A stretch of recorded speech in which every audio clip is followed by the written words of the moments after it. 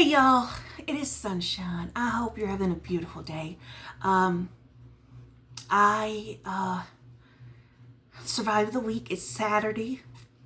I didn't have to deal with doctors or anything, so that's great news, right? Just been working on a quilt. I'll show that to you in just a minute. Yeah. So I conquered something. I'm going to show this in Monday's video too. So if you watch this video and then see it again on Stitching Monday, that is what happened. But I conquered zippers. I decided I'm not a fan of making project bags. I think it was the way that it was made. Because I did zippers okay. I was so scared, super scared of them. But I think it's the way that the bag was constructed. It was because I followed a video.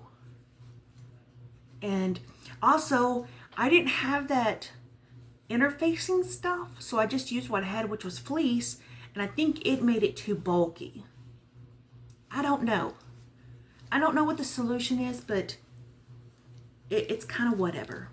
And I did the zipper on the wrong side, so it's mostly for left-handers, because I didn't know what I was doing, because the video I followed didn't quite instruct us how to even do a zipper. I had to look it up. But it's black on the inside. So, yeah. I think if I were to do it again, I'm definitely going to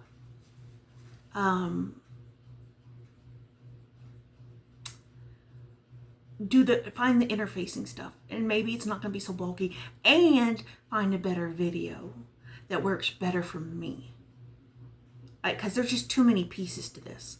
There's got to be a simpler, dumber down way. I don't want to say it like that because I don't want anybody to be like, well, I'm not dumb. No, for me, I need it down to like a 5-year-old level. So yeah. And I think I also used the wrong zipper, because when it hit that zipper, my machine made a horrible noise and it scared me. And I think that caused an issue too. I just used a polyester zipper. That's all I could find, y'all. I think you're supposed to use like a nylon or a plastic zipper or something. But this is all that Walmart has. So, is it the right zipper? Probably not. But I didn't have any other zip choices. So, that is what it is. And now I've got a lot of leftover half square triangles. So I may put these to use. And I'm thinking I might make some more. I don't know. I still have so many 5-inch squares. The downside to doing it the way I do it, though, is you have 4 that are all going to be the same. So there's that. Okay, so let me show you the pattern I'm following for the quilt blocks. Now, I'm not making a whole quilt with these. I am just using the block for like the focus block, if that makes sense. I'm making, but it's this.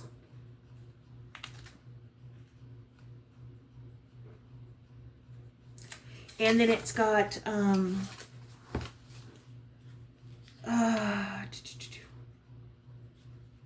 what was I gonna say? 5-inch, 10-inch, and a 15-inch block. And I think, yeah, I finished mine at 10 inches. Let me show you those.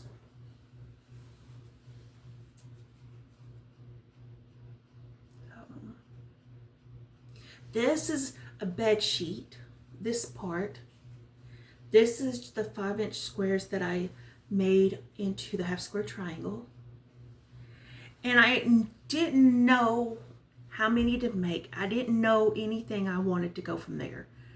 I was like, okay, well, how do I know? And so I was like, all right. So I pulled out I have a I can't say that word. Y'all know I can't say that word. A specific.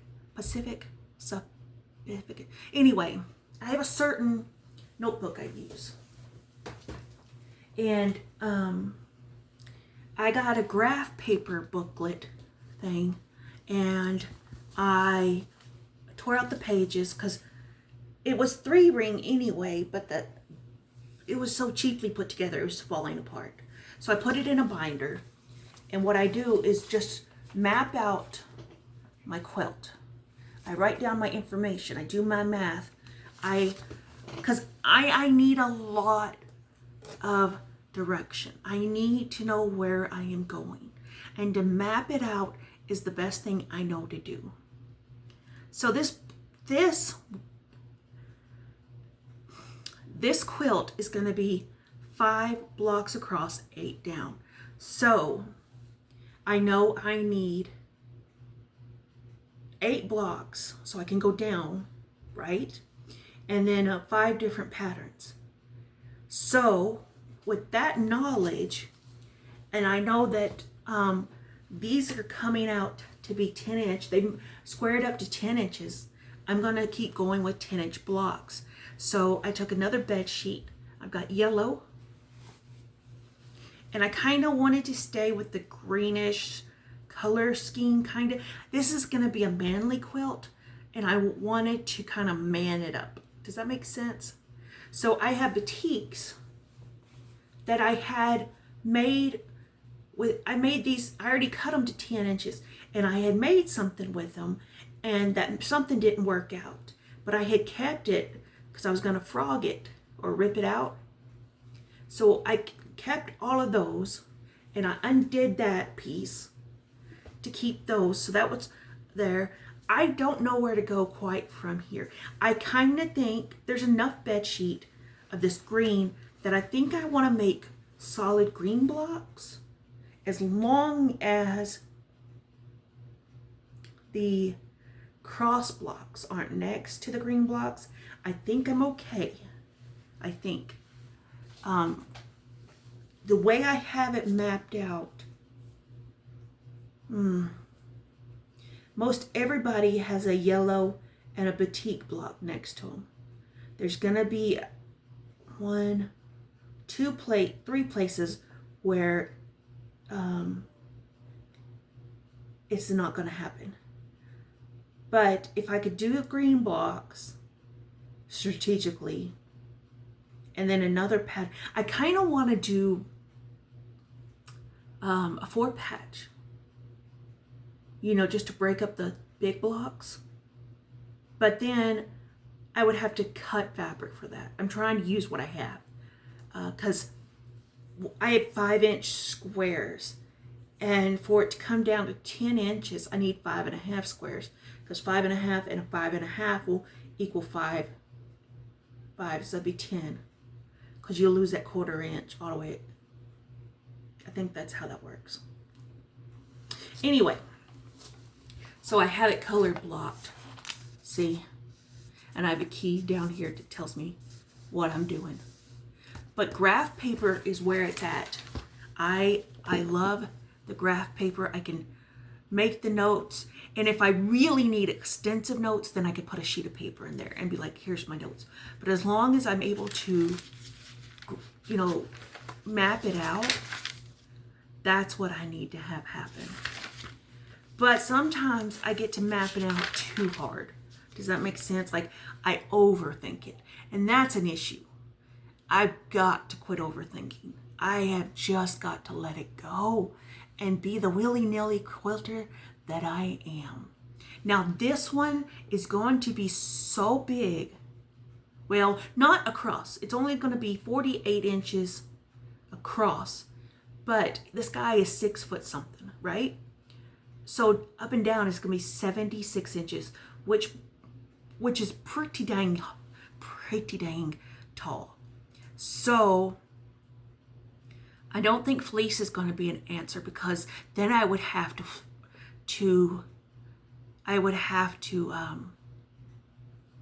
piece a lot of fleece together, and I don't want that to happen. I don't know. I'm going to take it with me to the store and see what I can do, because my options are very limited. It's either Michael's or Hobby Lobby. So for 76 inches, I need 2.5 yards. For 48 inches across, I need 1.5 yards. So that's got to be up. I almost tempted to, get the 108 backing. I think at this point I'm going to have to do batting and yardage for back. Because I don't want it messed up too bad. Does that make sense? Because this is an important quilt. I don't know if I can get fleece wide enough. I don't think they make a 48-inch wide fleece. I don't know. So I may have to just get quilter's fabric. I don't know what my options are. I have to go to the store and figure that out. So, yeah. I don't want to have to get batting, but it is what it is. I don't care. I want this quilt to be very well made. What I've decided, I know this has turned into a giant quilt video, and I'm sorry that you find this boring, but it is what it is. I do want to machine quilt, stitch in the ditch where it's around the blocks, but on these cross blocks, I want to come in and do some hand stitching around. Some big stitch hand stitching, right? I think that would look so cool. I think that would be cool. Okay, let me show you what else I've got going on, just so we can wrap this up, because I know you're probably are like, we're over the quilt stuff. I understand that. And if this video is not for you, I respect that and I get that. So you got to do what you got to do. Oof. I keep bumping y'all. Y'all are going to need a helmet before this day's over with. So I decided I really want to do some hand piecing, some EPP, English paper piecing. And I don't have the papers to do it. And I'm not about to buy papers to do it. So I was like, all right, what do I have around here that I can make this happen, right? So I needed a paper to trace that I can cut out. So I made a paper, but I realized I need to have something that I can trace around or cut around that's not going to tear up when I do that. Where is the thingy I need? I don't know. So what I did is I found, I really thought I had it in here, guys. I'm sorry. I thought I had the template with me, but here's how I'm tracing them on cardstock I had. These are leftover wedding invitation cardstocks. So what I did is, y'all are gonna wiggle, I'm sorry.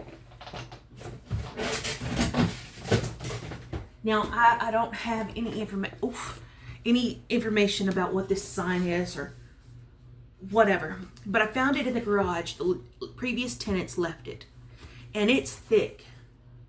It's really thick, and it's gonna take a hot minute for something to cut. Anyway, so I cut my shape out of this and used it as a template to trace on the papers. So now I have papers, and I have my doodads, and I'm glue sticking them because I don't care. Glue sticking is for me the way to go on this. I'm not about to hand baste anything. I'm not. I'm a lazy quilter. I'm a lazy person in life. What are you talking about? So I had these 4-inch squares, and I put them in here. This bag was made by Miss Janice. So I've been studying her bags to see how she does it, and I kind of see how she does it, but I think I'm going to try another method. I don't know yet. Anyway, the point is, so I can wrap this up for you guys, is I wanted to make this, I wanted to make scrappy stars. Now, where am I going with this? I don't know. But I really wanted to, I really want to make an EPP quilt. English paper piecing quilt. I don't know where I'm going with it. I just know I want to make stars. At this current time, in this situation in my life, I just want to make stars. And this gives me something to do, because I know he's going to have chemo and radiation. So it's something I can take with me and just work on. So that is what I want to do. I carried it in my Dollar Tree basket. I love these baskets. Serious. I got a whole EPP box that I have. Like, I cut the papers. I hand cut these out. Yeah, it takes some serious time, but it saves money. And you know, that is how I ride. So here's the original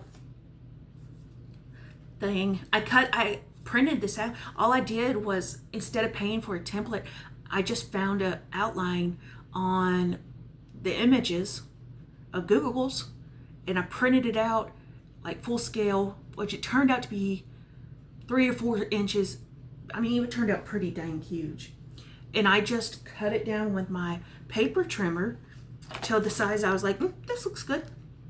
And then I've just got threads and all the stuff that I need, and my glue stick. Now, there's been questions of what happens if you use purple glue on your fabrics and stuff. Won't it mess things up? And the answer is no. I have never, and this is just my personal situation, is I've never had a problem with it. I've never, ever, ever had a problem. I've also done all of these. These are quilt as you go hexagons, and I've glued them all. It's not been a problem. And I sewed around here because they're quilt as you go, and it doesn't gum up my machine. The reason I think it doesn't gum up the machine is because I iron it first. I iron them first to make sure they hold their shape, because you got to take out the papers. So I iron them first, and I think that helps dry up the glue, which in turn I can run through the machine and in turn pop out the papers very easily. They pop out super easy. So anyway, yeah, I'm gonna wrap it up there because yeah. So I may take this tub and use them for my stars. I'm not sure yet. I'm just trying to organize myself, trying to stay busy. I've got a lot. I know I'm keep jerking the camera, and I'm sorry. I do have a lot of different whites. This is just bed sheets, guys. This is just pure on bed sheet. These are pre-cut. I think these were Missouri Star Quilt Company. I don't buy hardly anything from them because it's just so expensive. But this is just a bed sheet, and I just took it and made pre-cut squares, and that's kind of what I've done with a lot of this stuff, is just pre-cuts. You know, I just use what I have. And I think that's very important for everybody to do. Just use what you have. You don't have to have the fancy stuff. So go out there, get you some bed sheets. That's what I do. Goodwill has some good stuff every now and then. So anyway, I love you guys. I hope y'all have a fantastic weekend, and I will definitely talk to you later. Bye, y'all.